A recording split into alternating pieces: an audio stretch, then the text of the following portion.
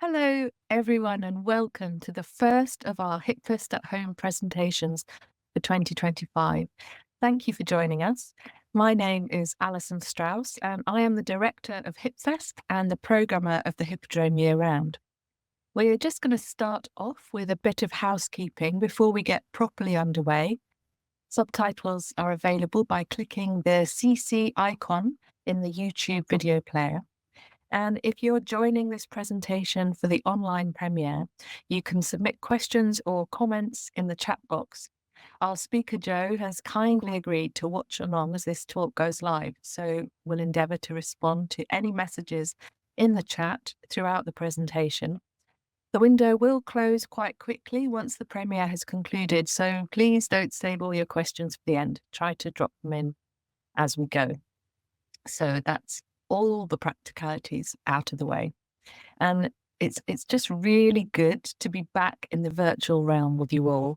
As I'm sure you know by now, our annual HippFest activity is concentrated over 5 days in March.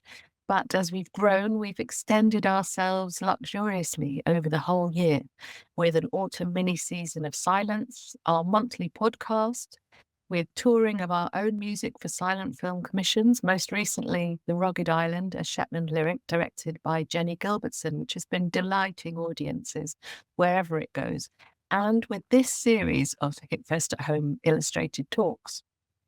We are absolutely thrilled by how well this bonus part of our programme has been received. 2,500 of you have tuned in from around the world to last year's online presentations, and the enthusiastic HippFest community continues to grow and flourish. We've got one presentation scheduled each month from now until the festival kickoff, each designed to complement the programme and spark your enthusiasm for what's to come. There will be lots for you to enjoy wherever you are. I'm very pleased indeed that our inaugural presentation for this year on the subject of British screenwriter and editor Alma Reville is presented by Dr. Josephine Botting, making her debut at HippFest. Jo is a curator in the fiction team at the BFI National Archive, in which role she coordinated the BFI Most Wanted Missing Film Hunt, launched in 2010. She has a strong research interest in British cinema, particularly the representation and participation of women. And Jo programmes the monthly Projecting the Archive screening strand at BFI South Bank, London. Jo's PhD thesis, Adrian, Brunel and the British Cinema of the 1920s, was published by Edinburgh University Press in 2023, with the paperback edition released a couple of months ago, available to buy from our favourite independent bookshop, Inkspot and Silverleaf in Bowness, and other venues, outlets, of course. I'm delighted to say that this presentation will feature piano accompaniment by the wonderfully talented musician and HippFest regular musician Mike Nolan, who will provide accompaniment for one of the clips Jo has selected. Now, it gives me great pleasure to hand over to our presenter, Dr. Josephine Botting.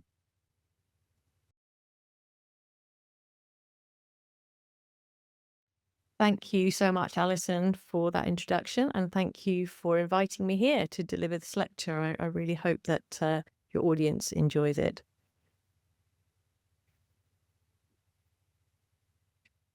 Alma Reville, aka Mrs. Alfred Hitchcock, was one half of perhaps the most successful husband and wife partnerships in film history, yet her role in it hasn't really properly been evaluated.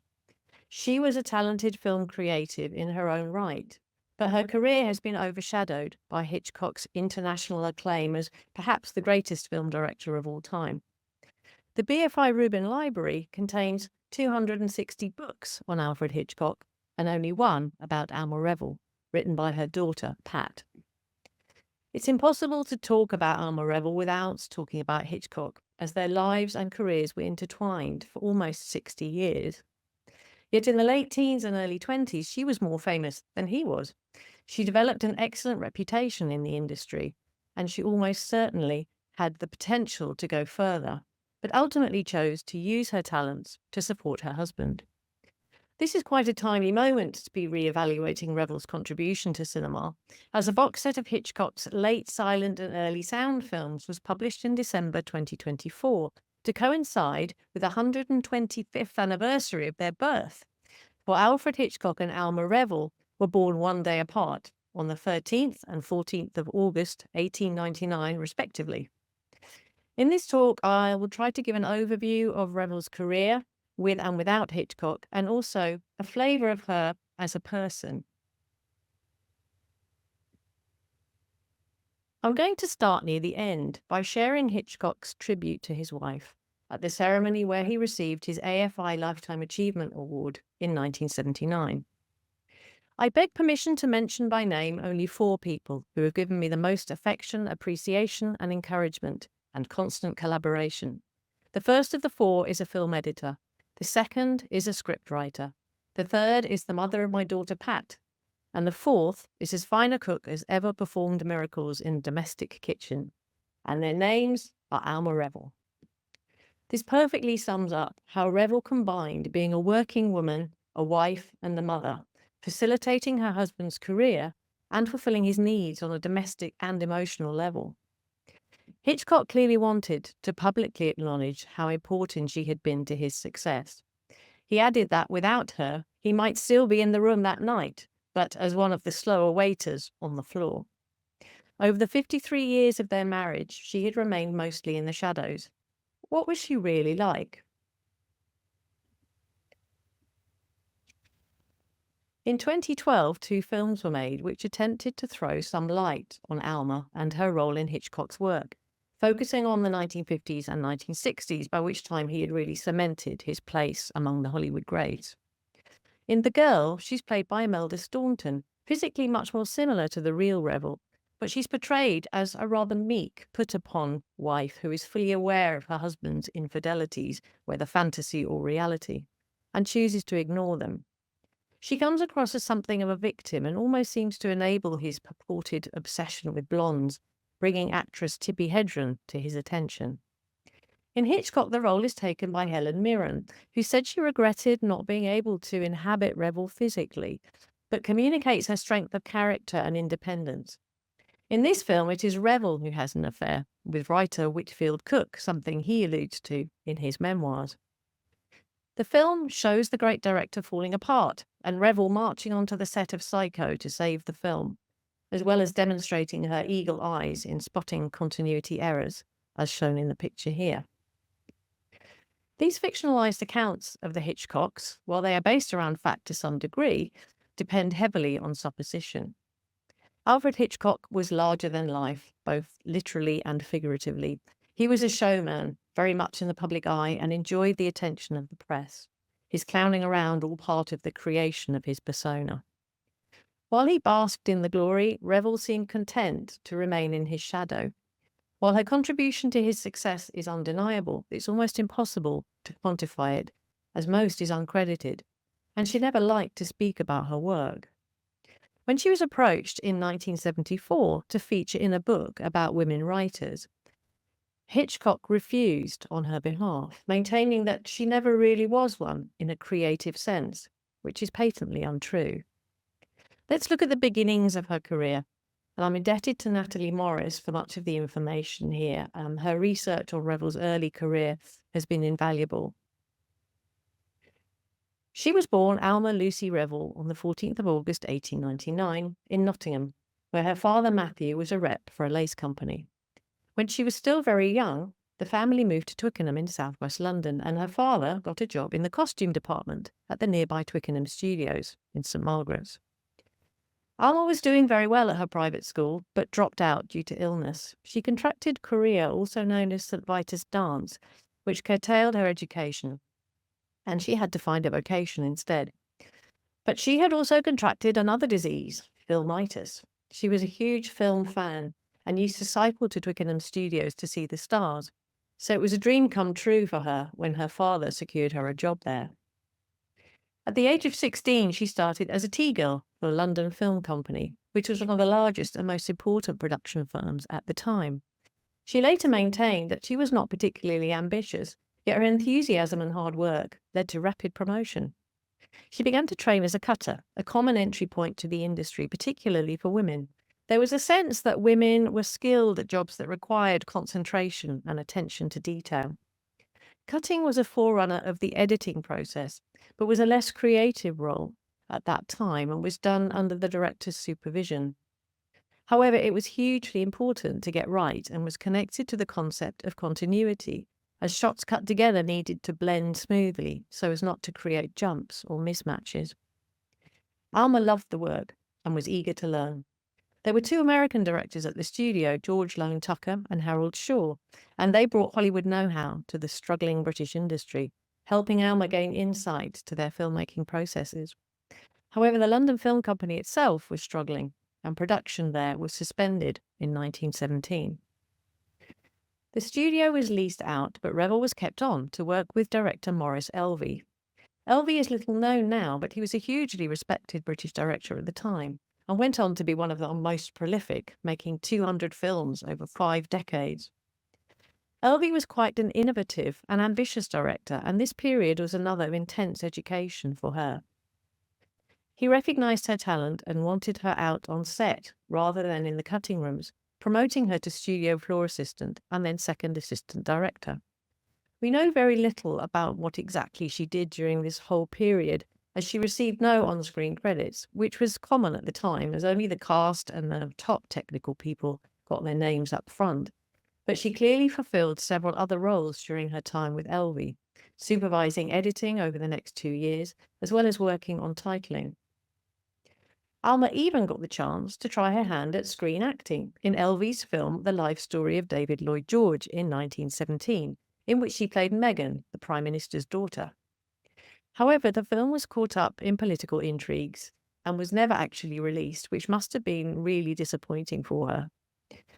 A copy of it has resurfaced recently in the 1990s, so we can actually now see her one and only acting role. So this first clip shows 18-year-old Alma as Megan Lloyd George.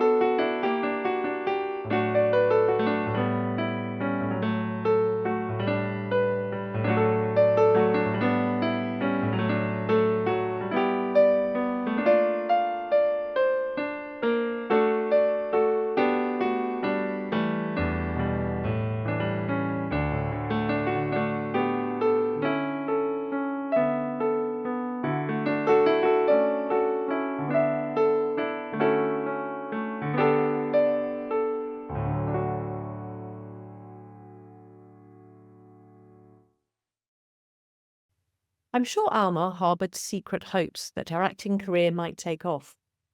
In fact, she wrote herself a CV around that time where she described herself as hair light brown, curly, eyes light brown, good wardrobe, can row, dance, play billiards.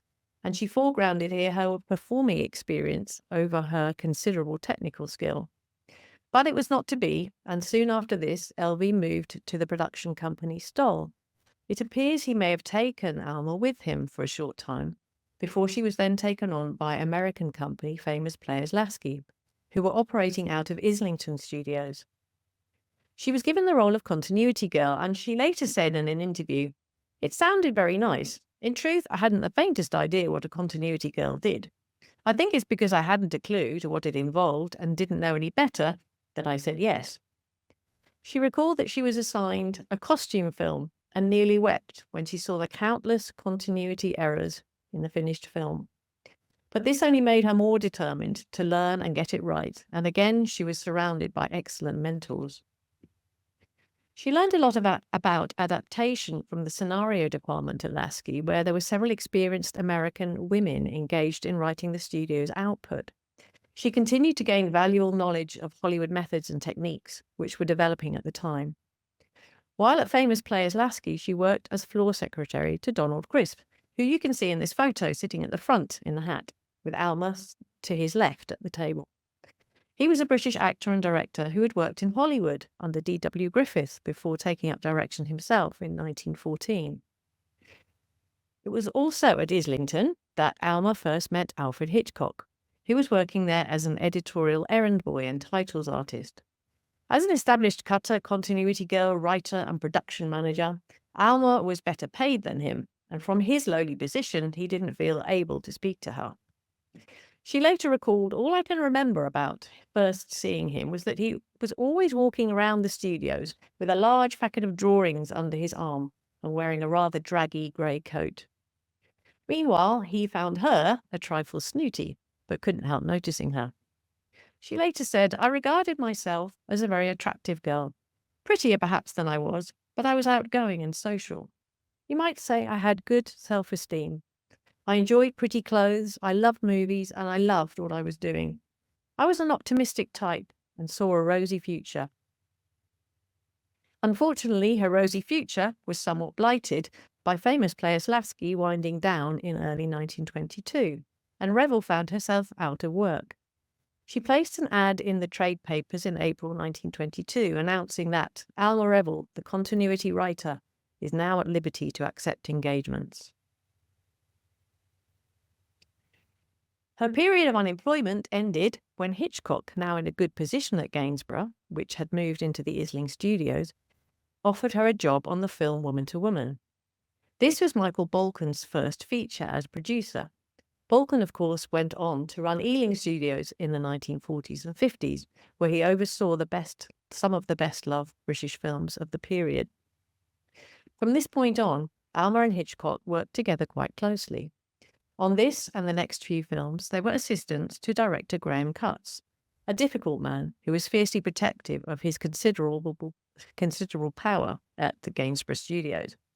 Cutts was not keen on Hitchcock, who he regarded as a talented young upstart who might present a threat to his position as Gainsborough's top director.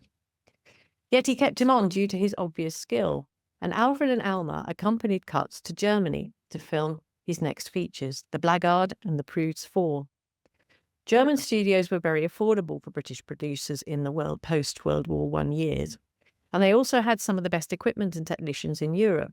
So this was another valuable phase of filmmaking education for both of them.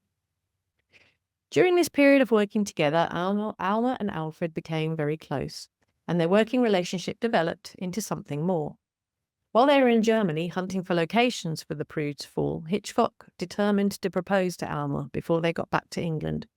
Their joint travels had perhaps contributed an air of romance, and he was hopeful that this might help her receive his proposition favourably. However, on the ship home, Alma suffered terribly with seasickness and was unable to move from her bed. Hitchcock was unsure whether to go through with his plan, but eventually figured that in her weakened state, she might be more likely to consent. So he asked her to marry him while she was laid up in her cabin. Apparently, her only response was to belch, which he understood to be an acceptance. Hitchcock was famously inept with women and acknowledged that he knew nothing about them. He once said, "I never understood what women wanted. I only knew it wasn't me." Alma was the only woman he had ever felt truly comfortable with. She was bright and attractive and saw something in him that she admired and respected. I think it's probably fair to say that their relationship was a meeting of minds rather than a grand passion. But Hitchcock admitted that he couldn't imagine his future without her, and their partnership was to endure through many ups and downs. While Hitchcock's star had yet to rise, Alma's busy schedule and the experience she had gathered over many years in the business meant she had already built a reputation, and her importance within the industry is clear from the articles featuring her in the trade press. The article you can see here appeared in January 1925. The photo at the top purports to show Alma directing a scene from a film called Three Live Ghosts, which was made by famous players Lasky in 1922. Incidentally, Hitchcock also worked on this film as the lowly title designer. The article outlines Alma's career thus far, the journalist describing her as always smiling, calm and efficient. Her aptitude to assume successfully heavy responsibilities soon led her to get promotion to second assistant director. It asserts that women are invaluable to the filmmaking process as they have a keen eye for detail and can spot errors and inconsistencies, such as a wealthy character carrying a cheap handbag or a hard-working housewife being too well manicured. 2 years earlier, in January 1923, Alma had actually written an article entitled Cutting and Continuity, which was published in the journal Motion Picture News. In it, she outlined her thoughts on the importance of continuity writing and editing to a film's success. One piece of valuable advice in it really gives an insight into her own approach to the process of assembling a film. First and foremost, keep in your mind throughout the whole process of cutting your audience. Try and see your film as your audience will see it for the first time. Follow your characters and continuity as they will follow it. She also wrote, "You do not want it to drag, therefore you must snap it up a little." But she also warned not to overdo it. Give your audience just enough for them to like it or want some more. But this is very often mistaken and results in a flashy picture, which looks as if the cutter had tried to make his film resemble the illuminated signs in Piccadilly. Alma's observations here are incredibly far-sighted and that they anticipate debates that were starting to be had among British filmmakers at the time. The British film industry was essentially deeply conservative in terms of aesthetics, and any kind of experimentation in a film was shunned by producers and distributors who believed a film should simply tell a story without any kind of dramatic visuals seen in German or French films. As a reaction to this, a group of cinephiles started the Film Society in 1925, which organised Sunday evening screenings of mainly European films with the aim of exposing British filmmakers to other approaches. Its core members would also gather in cafes near the film offices in Wardour Street or at each other's houses to discuss films, exchange ideas, and list the cinematic cliches that they hated, such as lingering screen kisses or shots of hands knocking on doors. Alma and Hitchcock became part of this group while working at Gainsborough and benefited from the networking and like-minded companionship, as well as the knowledge that they gained. Michael Balcon and his wife Aileen were also regulars at these gatherings, so perhaps it was socialising with the Hitchcocks that encouraged him to allow Alfred to direct his first film, which he was given in 1925. He was no doubt impressed with their work and went against the protests of Graham Cutts to give the pair a chance. The subject chosen for Hitchcock was The Pleasure Garden, a novel about two chorus girls. Filming took place on location in Rome and at studios in Germany, with Alma managing the practicalities of the production, advising on the suitability of each take, and overseeing editing. There were many problems during the shoot, including missed trains, confiscated film stock, and stolen money. And Alma's calm efficiency was invaluable to the rookie director. His other important role was wrangling the female stars, a task Hitchcock, always awkward in the company of women, felt ill-equipped to perform. He even asked Reville to secure money from the female stars to bail them out while on location. Reportedly, Alma and Hitchcock had disagreements over the editing of the film, but worse was to come as the distributor blocked its release. All Gainsborough's films were distributed by C.M. Wolfe, who was a staunch ally of Graham Cutts, and presumably it was his intervention that caused the hold-up. After everything he had been through to get the film made, this development was devastating to Hitchcock. Biographer Donald Spotto writes that he went into hiding, cutting himself off from Alma, with whom he was in the habit of communicating daily. His fear of failure was so mortifying that he didn't phone or write to her. But while Hitchcock was suffering, Alma had little time to worry about him, since she was in demand in several capacities at the studio, undertaking script preparation and editing on 3 or 4 different films at a time for Michael Balcon. There is no record of all the films she contributed to for Gainsborough, and her work often went uncredited, though this was not unusual at the time in the British film industry. Women's work in particular was often unacknowledged, and there are undoubtedly gaps in Reville's filmography that may never be filled, since her career probably won't be subjected to the kind of research that has gone into detail in Hitchcock's. The Pleasure Garden did eventually get released, but only after the success of Hitchcock's next 2 films, and his battles with the studio were not over. Hitchcock's second film, The Mountain Eagle, is famously lost, so we can't be sure what Alma's official on-screen credit was, though Natalie Morris asserts that she acted as assistant director.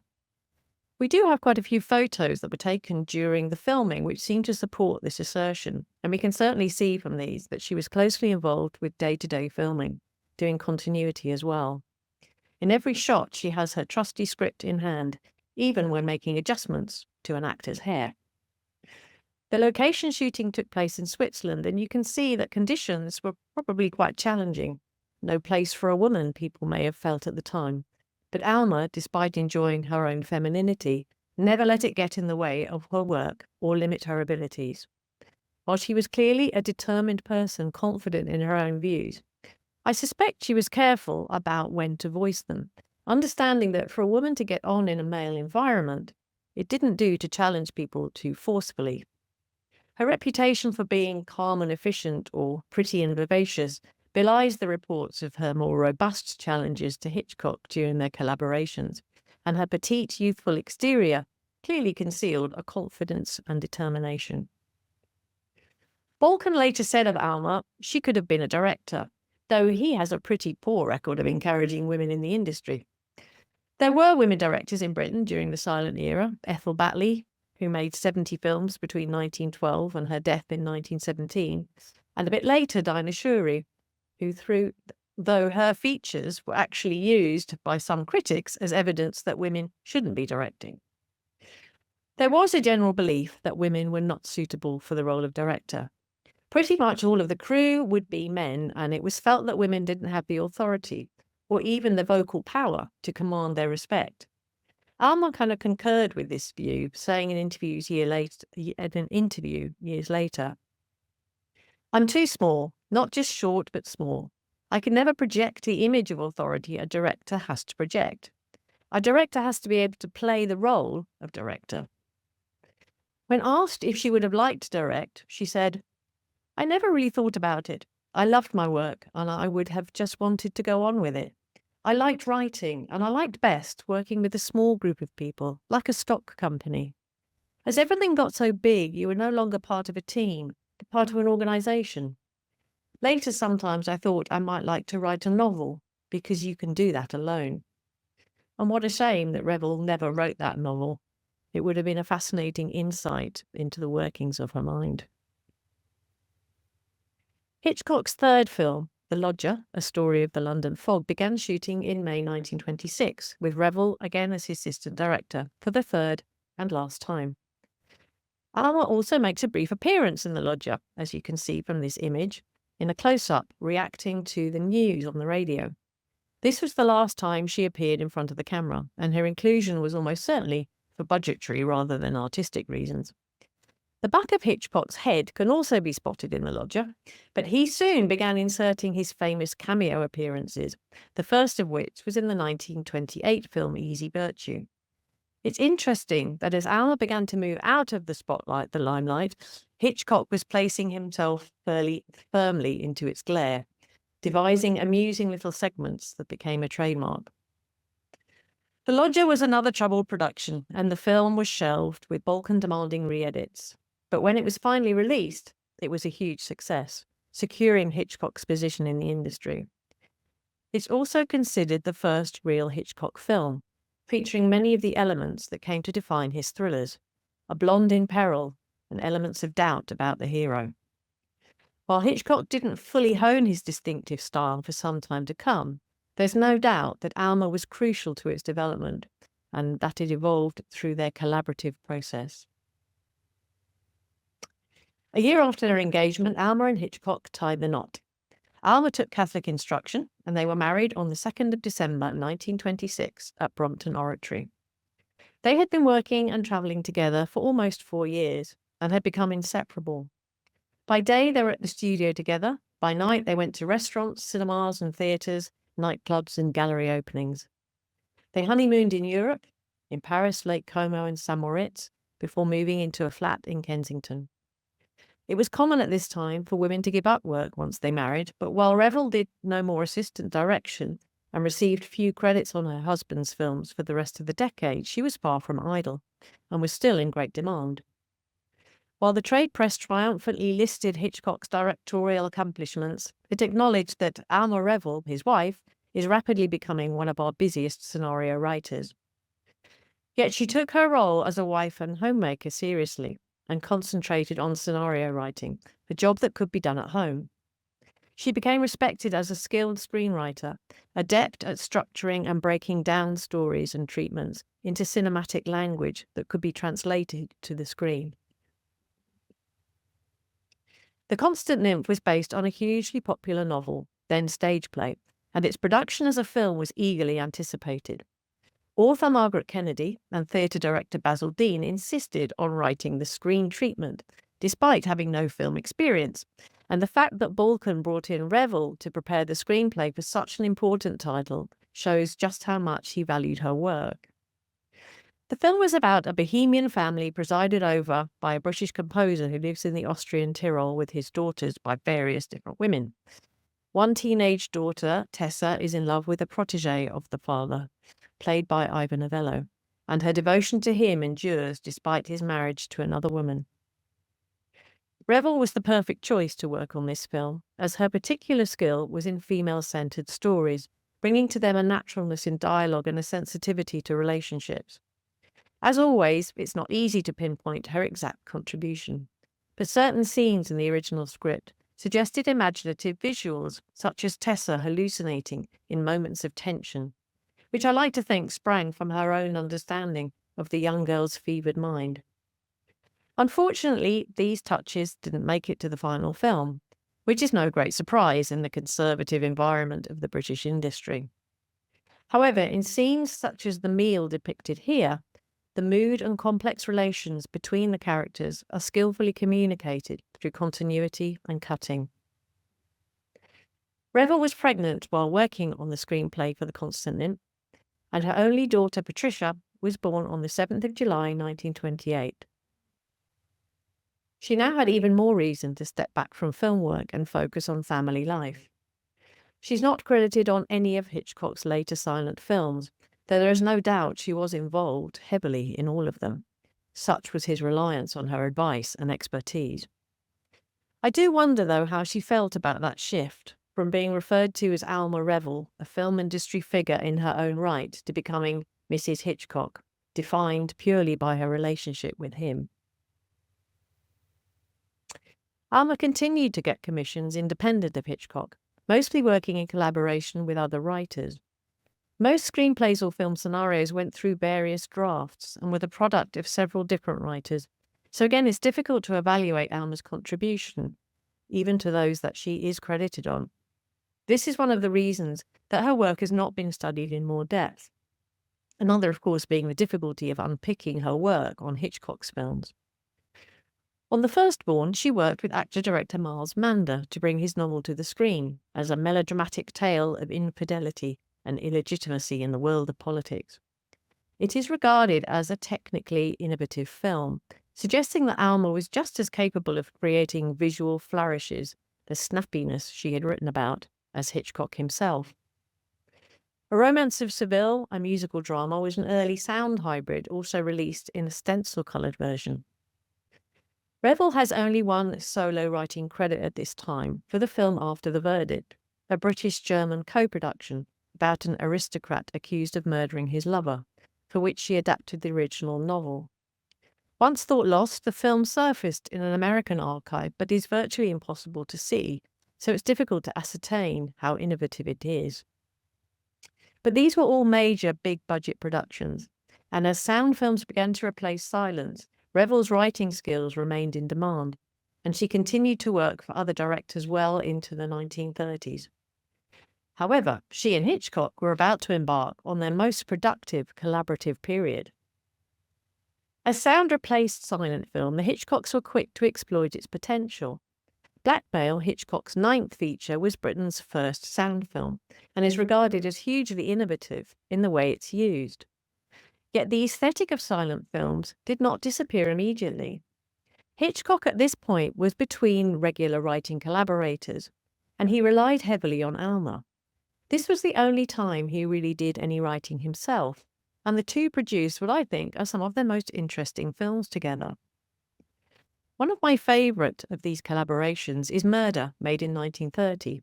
Hitchcock told the press that the adaptation of the source play, called Enter Sir John, had been done by the Hitchcock combination, Mr. and Mrs. Working at home, they even acted out scenes together, using their secretary and maid when necessary. The film uses the tableau, a popular visual form from the silent era which was used to set the scene. Yet it also employs some brilliantly staged dialogue sequences, showing how they integrated techniques from both sound and silent filmmaking to great effect. Number 17 from 1932 is not as well regarded, but uses a combination of expressionist lighting and sound effects to create a creepy atmosphere for its old dark house narrative. The most personal film they made during this period is Rich and Strange, also from 1932, the story of a couple who inherit some money and go travelling, a trip that sorely tests their marriage. Some of the incidents echo the Hitchcock's own experiences, such as getting very drunk in Paris, as they had done on their honeymoon. They used some daring edits in this film, including jump cuts, not all of which are entirely successful. But its most striking element is the opening sequence, which I'd like to show here. The first few minutes of the film contain no dialogue at all. Instead, Hitchcock, Reville, and co-writer Val Valentine employ visuals, cleverly cut with music and sound effects, to establish the character of Fred and his attitude to his working life.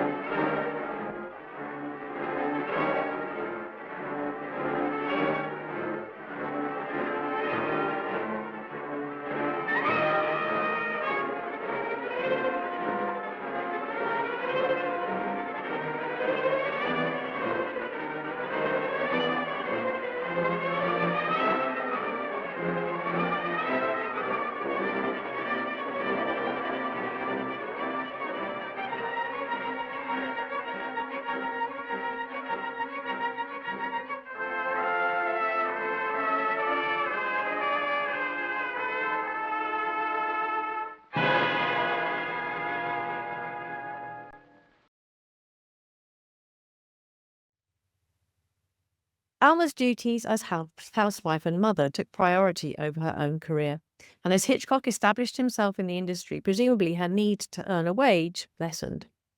A shrewd woman, she probably began to realise that her time was best spent keeping her husband at the top of his game, and in turn, he was totally dependent on her support and contribution to every aspect of the process, from choosing and adapting properties, casting, ironing out problems that arose, and overseeing the selection and sequencing of shots.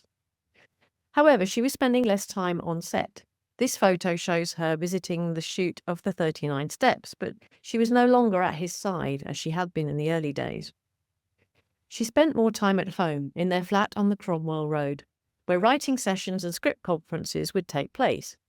These were convivial gatherings, and Rodney Ackland, who was co-writer on Number 17, later recalled that the Hitchcock household was a lively one. After Pat had gone to bed, the thoughts of the conference turned to cocktails. Gladys the maid downed a couple herself, putting forward such outrageous suggestions for the film that soon all sensible ideas for the script evaporated in fits of laughter. This portrayal of the Hitchcock household is an evocative one, demonstrating that key to Alma Reville's role was creating a stable and well-run home where guests were made welcome and entertained. That she could accomplish this while supporting her husband's career in skilled practical ways is testament to her many capabilities. Hitchcock's career was not without its frustrations, and she was also his staunchest supporter, picking him up when he was struggling with studio politics and fighting his corner when necessary. One observer later remarked that in business matters, quiet little Alma could be a scrappy little watchdog. As the 1930s progressed, Alma's role in his work gradually lessened. She's credited as co-screenwriter on 7 of his films in the 30s and as doing continuity on 5 of them. But it seems likely that this involved penning a continuity script rather than actually acting as continuity girl on set. But she also continued to write for other directors and scripted 6 such films, including the Gracie Fields vehicle Sally in Our Alley and Dennis Wheatley adaptation Forbidden Territory, an exciting adventure set in Russia. My 2 favourite films of the ones that she scripted at this time provided slightly more suitable subjects for her particular talents, both featuring varied and interesting female characters. The Water Gypsies, released in 1932, reunited Alma with Maurice Elvey, her mentor back in the days at Twickenham Studios. It starred Anne Todd as a young woman obsessed with the cinema, who is engaged to a dull, reliable bargekeeper, but is attracted to the wealthy artist she cleans house for. While Alma isn't actually credited on the print, we know that she worked on the script, and her input to the story may well have contributed to the film's sensitive portrayal of the working-class characters who are represented with a naturalism unusual in British cinema of the time. Likewise, The Passing of the Third Floor Back, directed in 1935 by Bertolt Viertel, also presents a broad spectrum of characters as fully formed people rather than stereotypes or merely comic relief. It's based on a play by Jerome K. Jerome, and Alma's co-writer Michael Hogan was much less experienced in screen work, suggesting that her contribution was probably significant. The film is set in a London boarding house where the desires and dreams of the inhabitants are brought into relief by the arrival of a mysterious stranger played by Conrad Veidt. To my mind, it's one of the best British films of the decade and is actually available to watch in the UK on BFI Player free of charge, so I really recommend seeking it out if you're interested. In 1939, the Hitchcock family moved to Hollywood, where Alma's involvement perhaps became more vital as the stakes got higher. Into the 1940s, she continued to work on all his films, and though she wasn't always credited, it was understood by the studios that hiring Hitchcock meant Alma came too. Studio publicity photos often included Mrs. Hitchcock, yet now performing typically female and subsidiary roles such as typing or making the tea, as seen here. A new collaborator had joined the couple. English writer Joan Harrison is seen on the right in this family group, looking like a part of the family, as indeed she was. Hitchcock later referred to Harrison as the only other woman in his life that he could have contemplated marrying. Yet his devotion to her didn't seem to bother Alma, who got on really well with Harrison and was presumably secure in her relationship by this point. Reville and Harrison worked together on Suspicion, released in 1941. in which Ingrid Bergman begins to suspect that her husband is trying to kill her. It is one of the few Hollywood films that Reville has a screenwriting credit on, and it proved a perfect subject for the two women writers, probing the fear and mental anguish experienced by the heroine. RKO gave permission for writing to take place outside the studio, so again, script sessions took place at home. Suspicion can perhaps be seen as the zenith of Reville's career in terms of her collaborative creative writing practice, her sensitive exploration of a woman's innermost thoughts, and the significant credit and proper acknowledgement of her contribution to one of Hitchcock's best regarded films. Throughout the period, Alma was always on the lookout for new source material for his films. One of her suggestions was Under Capricorn, a historical drama set in 19th century Australia, which became another vehicle for Ingrid Bergman in 1949. The film flopped, and Alma Reville was reportedly devastated by its failure, which caused her to lose confidence and withdraw somewhat from involvement in Hitchcock's films. Her final credit is on Stage Fright in 1950, a film that gave their daughter Pat a screen role and brought the family back to London to film. Pat got married in 1951, and Alma became a grandmother in 1953, making family life even more of a focal point. It was the 1950s that brought Hitchcock his most enduring successes, yet the films are notably more male-centric, with, I would say, less well-drawn female characters. Yet Alma still had approval on sources, casting, scripts, and the final cut. And while Hitchcock didn't always follow her advice, the question, "What does Alma think?" was always asked. As the couple got older, their relationship became more spiky and fractious. Perhaps this isn't unusual after 40 years of marriage. There had always been a competitiveness between them, but some now detected an undercurrent of resentment beneath their need and dependence on one another. There are many different reports from their Hollywood period of what Alma would like, from actors and other observers, comments that perhaps shed some light on her as a person. She was seen as much shrewder about people than Hitchcock, and a lot tougher. Writer J. Preston Allen, who worked on Marley, observed that Alma was more knowledgeable, more sophisticated than Hitch. Actor Carl Malden described her as Hitchcock's stabilizer. He would balance everything off her, for she was his literary mind. She knew when the dialogue was right, when the speech rhythms were right. And Hitchcock biographer Donald Spoto wrote that Alma was brisk, sometimes brusque, as when she delivered herself of an instant judgment on someone's ability or personality, and her outspokenness, as well as her willingness to assume all sorts of social responsibilities, commanded Hitchcock's admiration. But Alma's health began to suffer, with a breast cancer diagnosis in the late 1960s, followed by a stroke during the shooting of Frenzy, which caused partial paralysis. Hitchcock was distraught, but finished the film.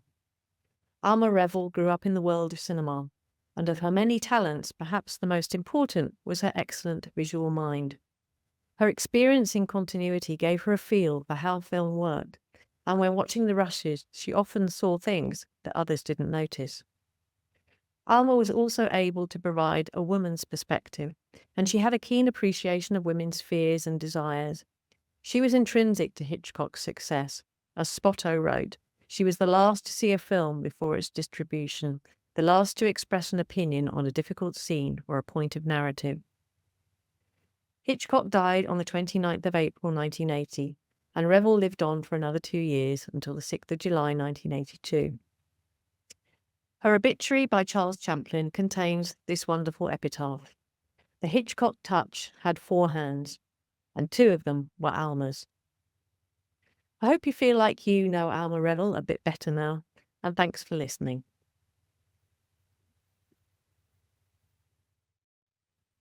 Thank you so much to Joe Botting, and thank you, of course, also to Mike for your music.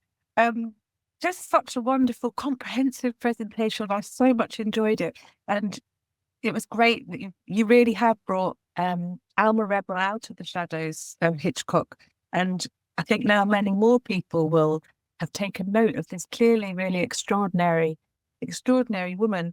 And given the extent of the collaboration that you've detailed, it does seem absolutely criminal that Alma Reville's name is not as renowned as that of Hitchcock. So let's hope that somebody listening in maybe has been inspired to do some more research, as her career clearly merits that. And I'm for one, I'm quite excited as well to hear about Ethel Bailey, Batley, the director that you mentioned. I'm really intrigued. I'm going to go up and find out a bit more about her. You really did give us a flavour of Alma Reville as a person, as well as her career. And I love that bit that you mentioned, a quote from her at the beginning when she describes her talents. It says, "Can row, dance, and play billiards." I really love that. So yes, we certainly do know her a bit better as a person. Thank you. Thank you so much. And thanks to all of you at home for joining us. This conversation will remain on the Falkirk Leisure and Culture YouTube channel in our HippFest at Home playlist, where you can rewatch at your leisure. Tell your friends, and I hope you will join us again soon for our next HippFest at Home presentation. And finally, a quick reminder, our HippFest passes for 2025 and on sale now, with a 5-day and both that and weekend passes available. Numbers are limited, so grab yours as soon as you can to avoid disappointment. See you soon.